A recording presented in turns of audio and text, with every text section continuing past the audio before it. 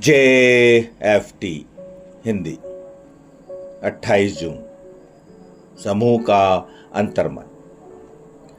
दूसरों के साथ काम करना सेवा के कार्य की सिर्फ शुरुआत है। बेसिक टेस्ट पृष्ठ 54।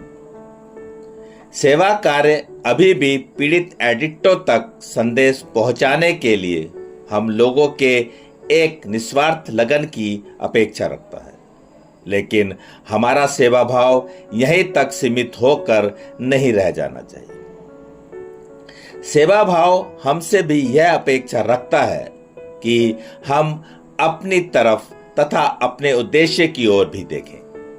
सेवा कार्य क्षेत्र में हमारे द्वारा की जा रही हमारी तमाम कोशिशें अन्य संगठन में हमें बहुत ज्यादा प्रचारित करती है।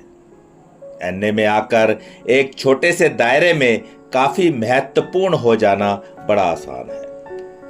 दूसरों को अपने काबू में करने का हमारा रवैया अन्य में नए आने वालों को आसानी से तितर बितर कर भगा सकता है। इसलिए समूह के अंतर्मन का सिद्धांत सेवा क्षेत्र के नीति नियमों में सबसे प्रमुख है। यह जानना बहुत जरूरी है कि हमारी व्यक्तिगत धारणाएं और इच्छाएं कोई मायने नहीं रखती, बल्कि समूह का अनुभव ही सबसे महत्वपूर्ण माना जाता है।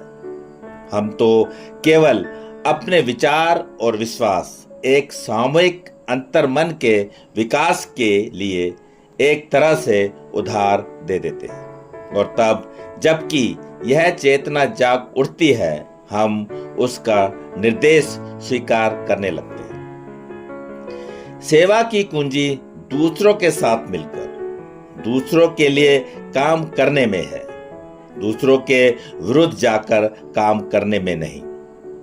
अगर हम इस बात का बराबर ध्यान रखें कि हम सबके साथ मिलकर एक सामूहिक अंतर्मन के विकास के लिए प्रयत्नशील हैं, तो हम पाएंगे कि समूह में सब समान गुण दोष रखते हैं। जब समस्त विचार विमर्श पूरा हो जाता है, तब सारे पक्ष एक सा संदेश वहन करने के लिए वापस एक ही जगह आ मिलते हैं।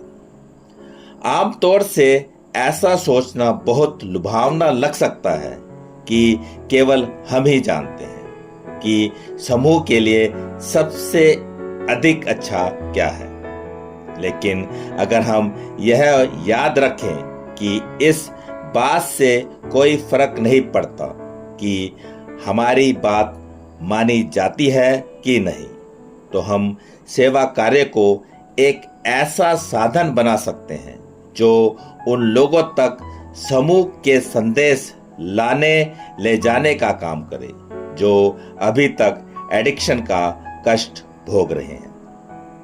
सिर्फ आज के दिन मैं सामूहिक अंतर्मन के विकास में भाग लूंगा। मैं ध्यान रखूंगा कि केवल इसी बिंदु पर आकर दुनिया खत्म नहीं हो जाएगी कि कोई मेरी बात नहीं सुनता।